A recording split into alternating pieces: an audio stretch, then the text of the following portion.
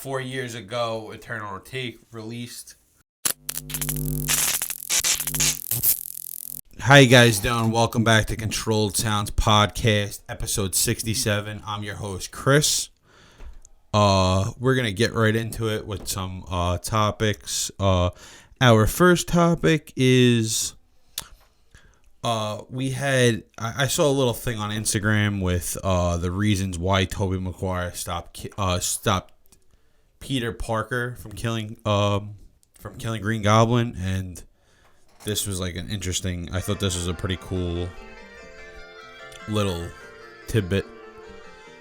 It showed him holding him back because James Franco's Green Goblin got hit by the glider. So I thought that was like a little cool like flashback scene in it. We also had a little announcement by Bob Iger, the CEO of Disney. He said Deadpool and Wolverine will probably be one of the most successful Marvel movies they've done in a long time. So it'll be exciting to see what goes on with that. I mean, yeah, I think it'll do over $1 billion.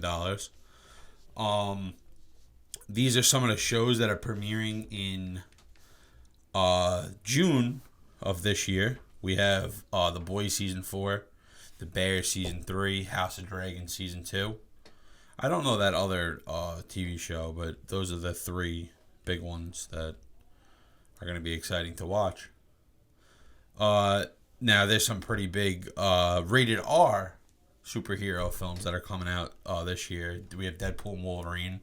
We have The Joker 2.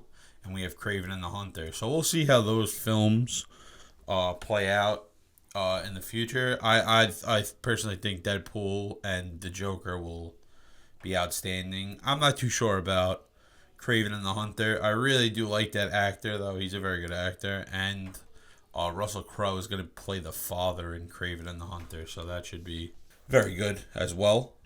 Then we have Kung Fu Panda 4. IGN rated it a 7 out of 10, which is not as high as its previous as its previous things, but we'll see what happens with that because I don't know. I do like Kung Fu Panda. They are very good movies, but they are saying that this one isn't as good as the first three films. Even the first two films, they're not saying it as good as. The first two films were fantastic. Last night, Sean O'Malley and Chito Vera fought at UFC 299. And Sean O'Malley had the unanimous decision victory. It was a very hard-fought fight for 5 rounds, so it was exciting to see O'Malley get back in there and square up with him. We also had a really crazy knockout in boxing yesterday. We had Anthony Joshua versus Francis Ngannou. He hit him with some punch he hit him with. The right hand, it dropped. I've never seen Francis Ngannou go out like that in my life. It looked like it was scripted. But he did knock him down a few times previous before that big knockdown, but it was crazy to see that. It really was interesting to see that one. We also had PlayStation.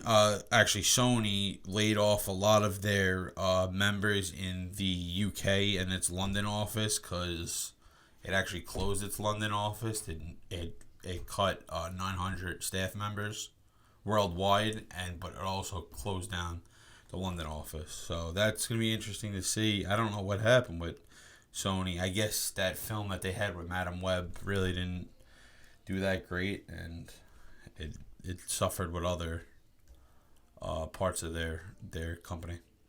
This is pretty cool. This is a pretty funny one to see. This is high school students intros for hockey.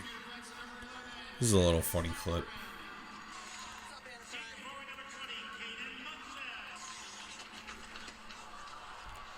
These look like grown men, man. And these kids are in high school.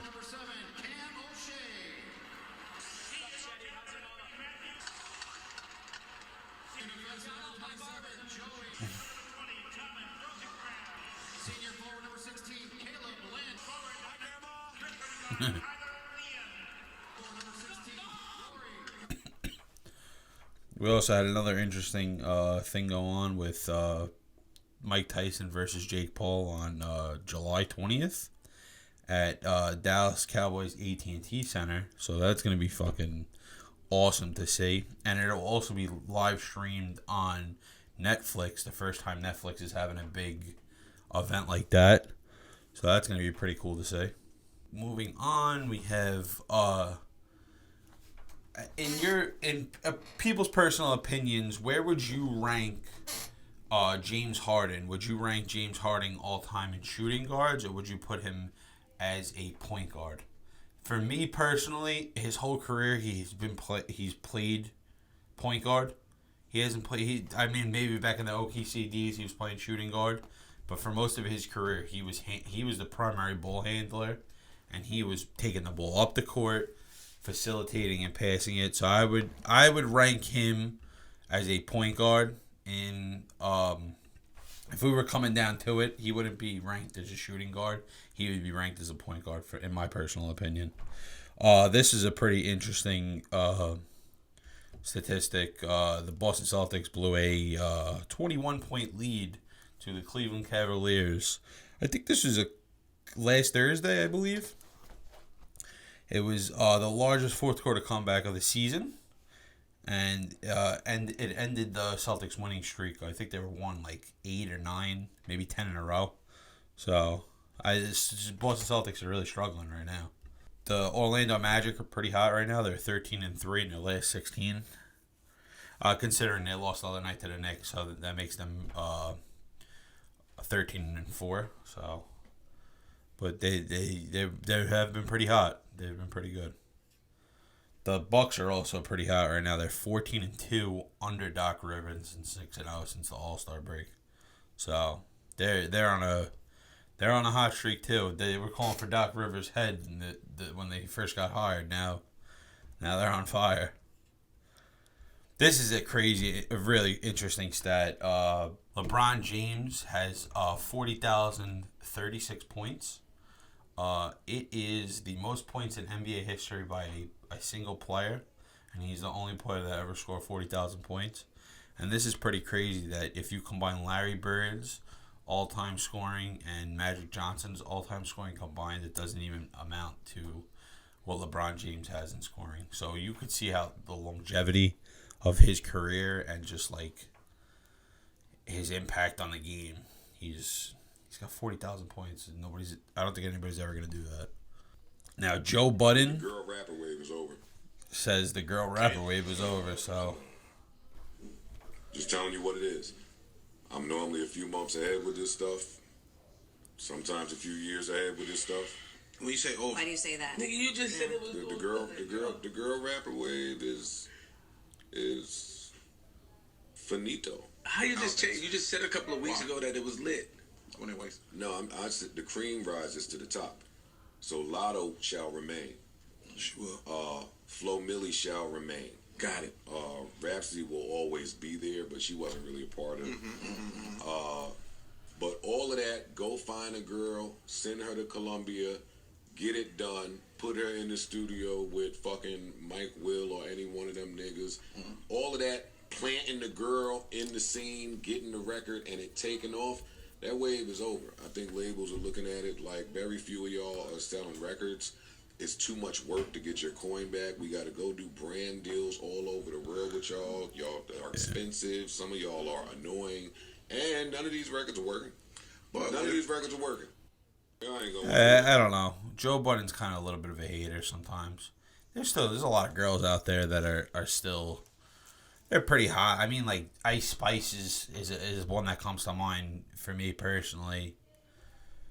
She was one that she came out the bottom, and she's still eating. So, I think Joe Budden's just a little bit of a hater sometimes. These are the marketing geniuses right here. So I'm always going to shout them out. I mean, listen, French became very successful as a rapper. Definitely. You know what I mean? He transitioned and did a lot of shit. French to me was always a marketing genius. He always was kind of smart. Yeah, he was. He always knew. Still is. You know what I'm saying? He just was kind of ahead of his time. Yeah. Listen, French Montana is he is a fantastic, he is a fantastic marketer in that sense, but I don't know. I feel like calling him a great marketing genius is, you know what, you would probably call him a great marketing genius with what he came out with that song with Sway Lee, Unforgettable. So maybe I do consider him a great marketing genius. 4 years ago, Eternal Take released. This was a few days old, but it was a great project by Uzi. He hasn't had a project probably since this that's been up to this par. I mean, the Pink Tape wasn't too spectacular, but the B-side, the deluxe version was probably the better of the two. If you're gonna say Eternal Take or the other deluxe version of this, I probably take the deluxe version. J. Cole, Nicki Minaj, and Schoolboy Q will be performing at the Dreamville Festival in 2024. So that's pretty exciting. Also, SZA, Chris Brown. Oh, wow. He's having a big day. He's got Lil Yachty, Sexy Red, Earth Gang, Tizo Touchdown, Lil Tyler. Yeah, wow. Jeezy, Key Glock, Ray Shrimmer. It's a big Dreamville festival. That's awesome. Coming back to saying French Montana is a marketing genius. French Montana's Mac and Cheese 5 missed out on a top 10 debut after allegedly vinyl scam. French Montana has landed outside of the top 10 on the Billboard's 200 with his new album Mac and Cheese 5, despite early projections. With the number 14 debut, the project moved over 34,000 equivalent units, which is more than 20,000 units less than it expected to do. This is due to the possible scamming he was accused of running with vinyl copies of his album. So that's pretty crazy. So if you pre-ordered it, you got a $5 vinyl copy of Mac and Cheese. That's what it was. Yeah, that's not something that's bad. Cardi B and Bia seem to be trading shots as beef rumors are heating up.